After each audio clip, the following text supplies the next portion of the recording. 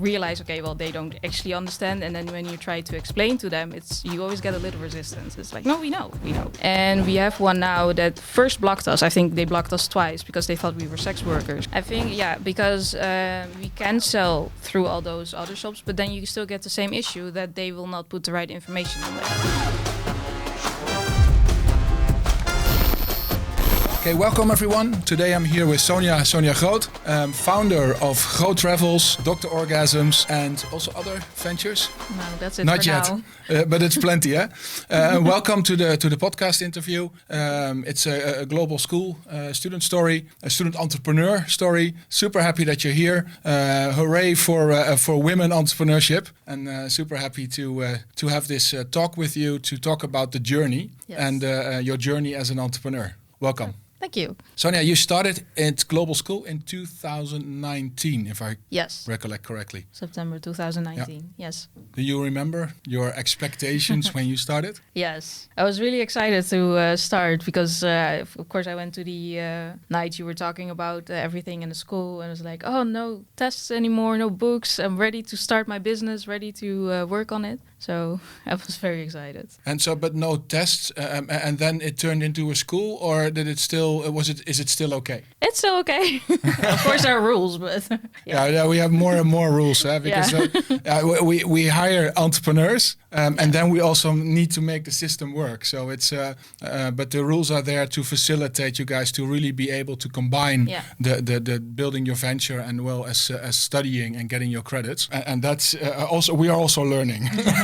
But welcome. I'm super happy that you're here. You know that I'm a great fan of women entrepreneurship, and so I'm really proud of all your progress that you've made. I would like to start off with your journey, and I would like to know what sparked you, or what was the spark for you to decide to wanting to become an entrepreneur? Yeah, so I kind of always knew that I didn't want to work for anyone else.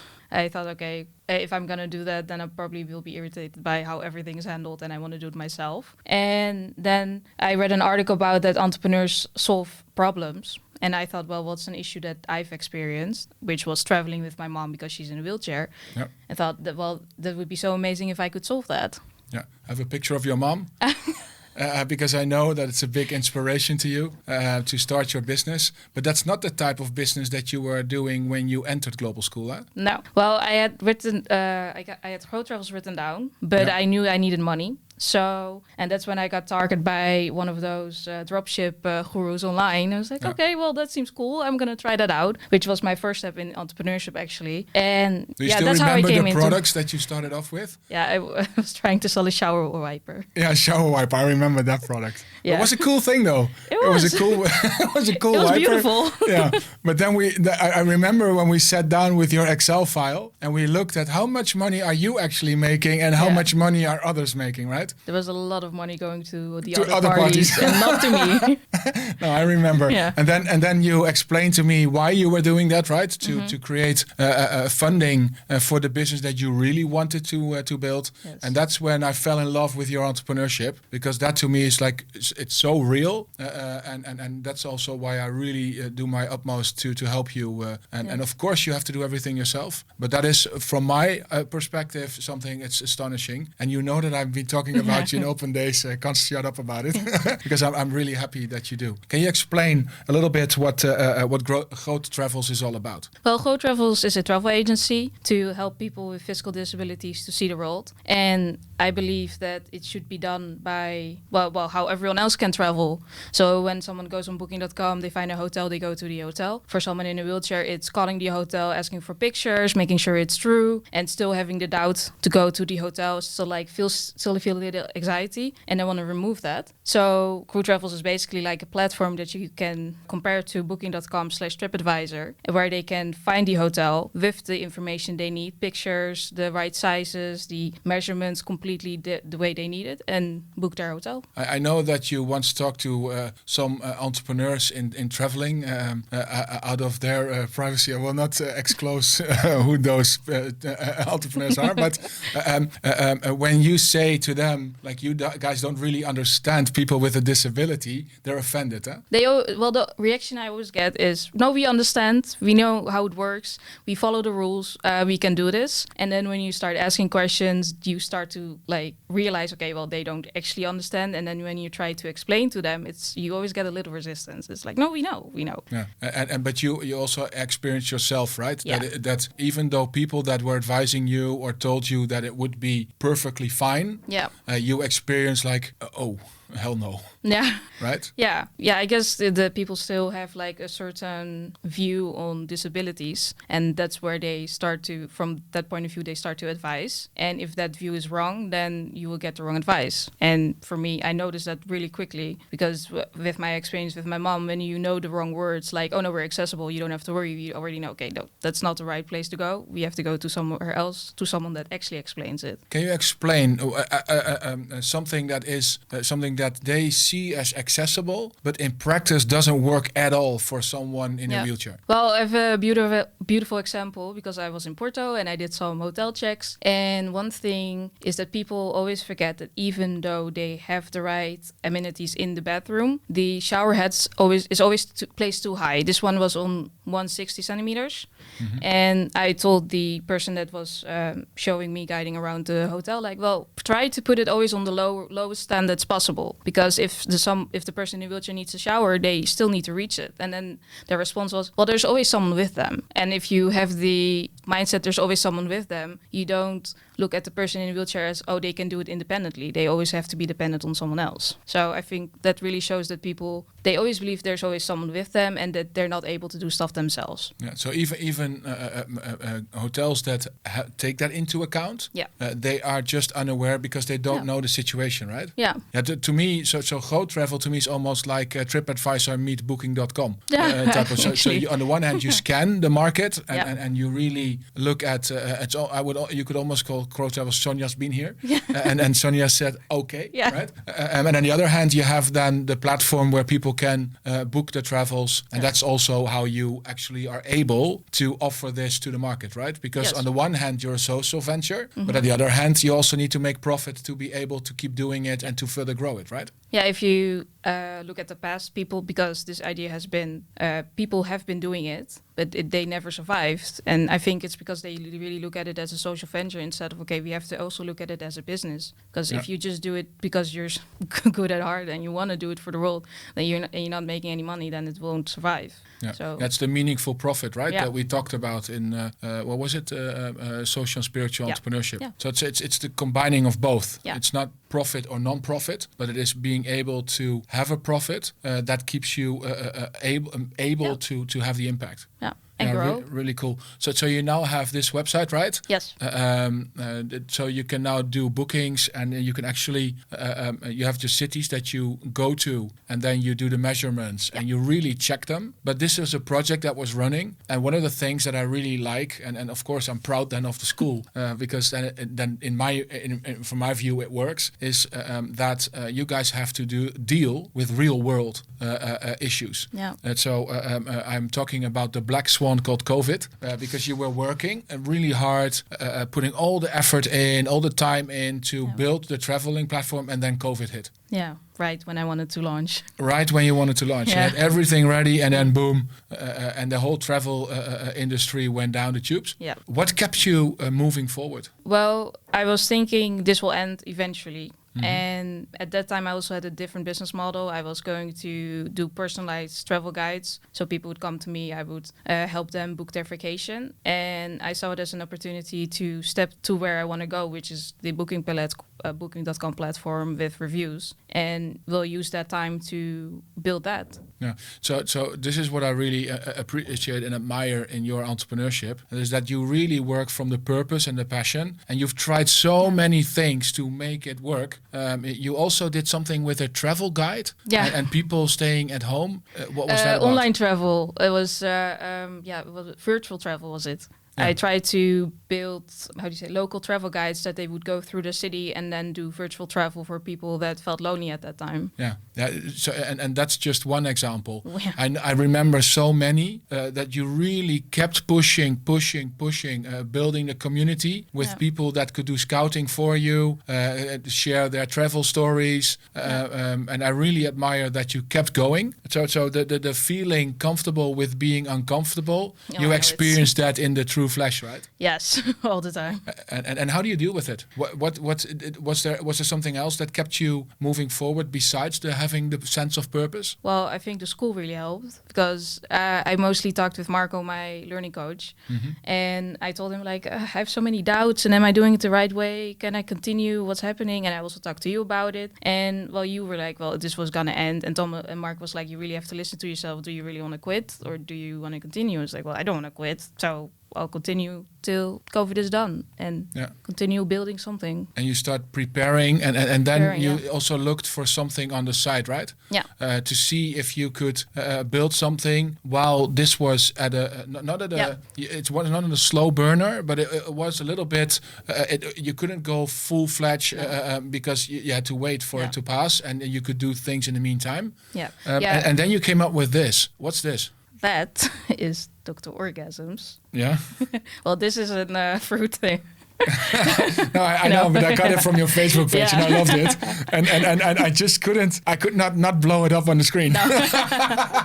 Because I find it funny because you focused on the one hand, you were doing traveling for people with disability, which is all like cute and nice. And then you moved into the sex industry. Yeah. And you didn't do that alone. You did that with a fellow student, Joelle. And you started Dr. Orgasms. And I saw these posts popping up. So I was very surprised, but we did have a student group starting with a box with sex toys. That was with Charlotte and that team that started then during the agile working, but they didn't pursue it. But you are now with Joelle, right? Yeah. What is Dr. Orgasms all about? Well, Dr. Orgasms is actually about giving the right information to people to find the right sex toy. Because when you look now at really big sex toy companies, they always tell you, oh, you're gonna have the most amazing orgasm, you're gonna have like multiple, you're gonna do this, you're gonna do that, but you don't know what you buy. So that's simply it. You don't know what you buy. You're just guessing. And if you're a beginner, then it's like, okay, well, I'm just gonna spend this amount of money, and then maybe find out that, well, it's not even worth the money. Then we want to intercept that. We want the beginning of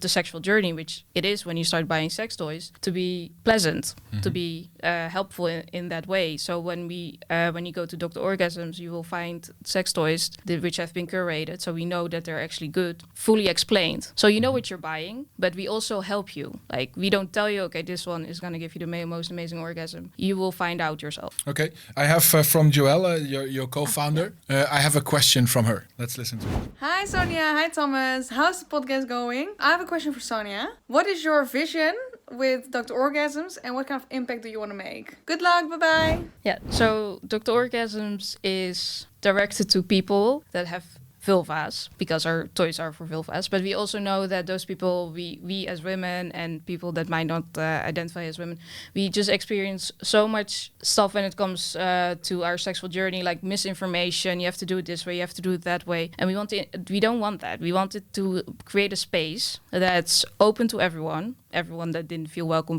to any other big sex toy industries, and feel that they're safe enough to ask questions, but also to start that journey and to really experience it the right way. And the vision for Dr. Orgasms is simply to create that space, but also to be an example for other companies that say that they're inclusive, that they say they're empowering women or people from the LGBTQ plus community. Well, she is obviously white, I'm brown, clearly. Yeah. But beyond that, we don't talk about gender. We use images of people with different bodies, different colors, but we want to really have that in our core. And then hopefully we also inspire other companies to do the same. Because I don't believe in all those other big companies using just the pictures and be like, we're inclusive, but you're actually not. Now, but you're in a taboo rich industry, right? Because what was the story with the bank account? Yeah, when we tried to open our bank account, we already had to scratch out a lot of banks. There were only I think in the Netherlands, 3 banks that would allow sex toys to be sold and then work together with the bank. And we have one now that first blocked us. I think they blocked us twice because they thought we were sex workers and we were distributing pornography, which is not the case, which also shows that they're not working together with sex workers, and also shows how that still influences banks. Even though they're so big, they still feel like, okay, well, if it's sex, we might not want to associate with that. And but it's also, if you ship your product, people also want to do it anonymously, right? Yeah, it's discreetly. So it's still, discreet. So it's still an industry where a lot of people find it difficult to talk about. We talked about multi-level selling, and then dildo parties sound a bit odd. If you put that on a post, it doesn't get accepted, right? No, if you post it, for example, on Instagram or Facebook, it gets less reach. So they intercept those things. Even though you guys are getting quite some views, because I saw some of the posts, 100k views. So there's a super large need. There's interest in the topic. Yeah. It's helpful, but yet you get blocked and you are not allowed to put on Facebook what you would want to share in order to help grow your reach and build your company, where you're actually trying to facilitate. Can I say women, or is it's gender neutral, or but at least, but you understand what I mean? So when it comes to Dr. Orgasms, we want to do it without a gender. It's people with vulvas. Yeah, that takes me out. But what I mean is that it is actually something positive that's being blocked because of the industry and prude thinking about the industry. And that brings me to Griffin, one of your fellow students. He was also with you when you were working from Lisbon, right? Yeah, he was there. Yeah, he helped you a lot in the past. And yes, he is a great web developer. I mean, both of the websites were mostly made by him. I just did little things, so he did a great job. Yeah, cool. Well, he also has a question for you, knowing your business. Hi Sonia. With Facebook and Google becoming more and more prudish with their advertisement and restricting more and more, how are you going to market Dr. Orgasms? That's a very good question. That's also a question we still have. Yeah. But we are testing a lot of stuff. I think, we won't call them dildo parties, but we are working. We've done workshops before, and in those workshops we explain different things about the vulva and sexuality and intimacy. And right now we want to work together with some tantric coaches and also work on the content we can put on YouTube and Spotify. So there will be a 5-episode length about tantric and what it can do for people with penises and people with vulvas.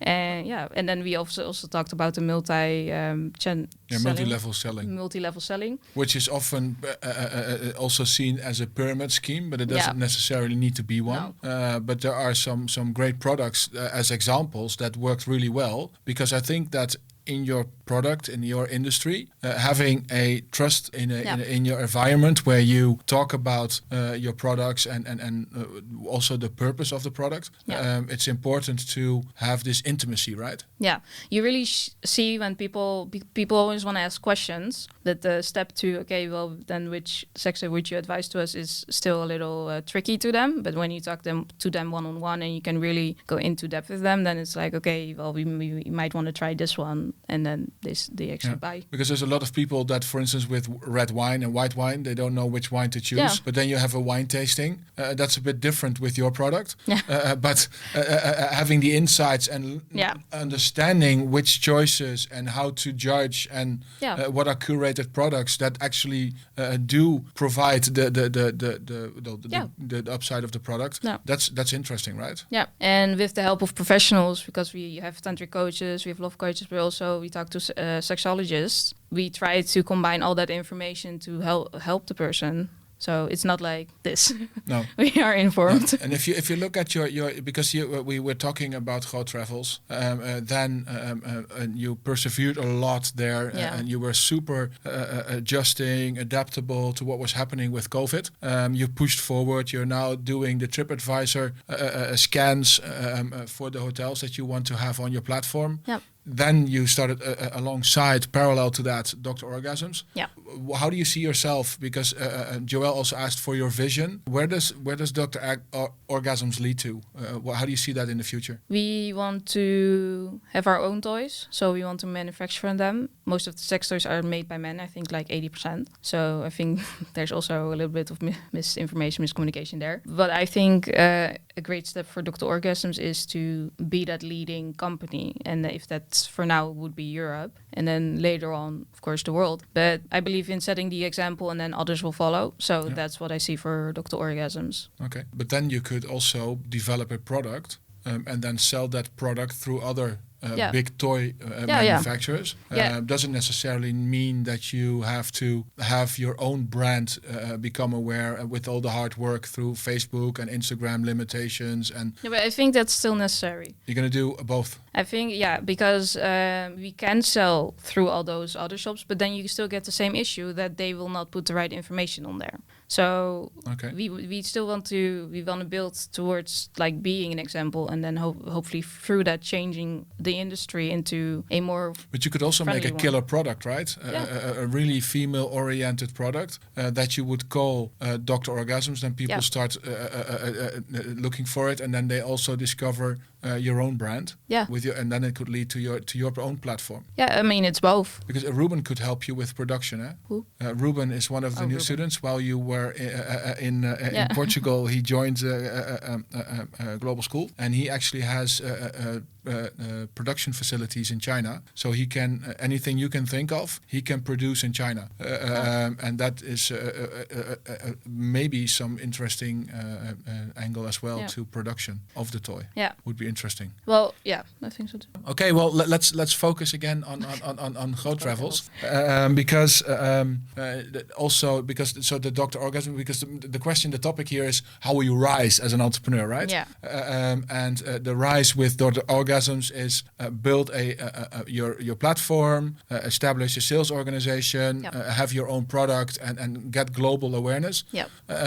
Which is super huge already. But you're not doing that alone, so that's okay. You can do that with a team. With GrootTravels, how will you rise with GrootTravels? Well, in case of GrootTravels, is the idea is that of course people with disabilities, physical disabilities, can see the world without limits. I don't believe I can do that alone, so I am looking for collaborations with other companies, and in this case I know someone that has been in this industry for 40 years. I think that's very valuable, and I'm looking forward to start working with her. And that's actually how I think I will rise with GrootTravels to a global to the global level that I want, is to collaborate with all those people and think of for her, she's in a wheelchair, she would do it from the wheelchair point of view, I would do it from the caregiver point of view, and stay true to that. Yeah, and so that there's a big rise opportunity, two big rise opportunities here. Do you think you will have to choose somewhere down the line? Probably, but I mean, I know myself, like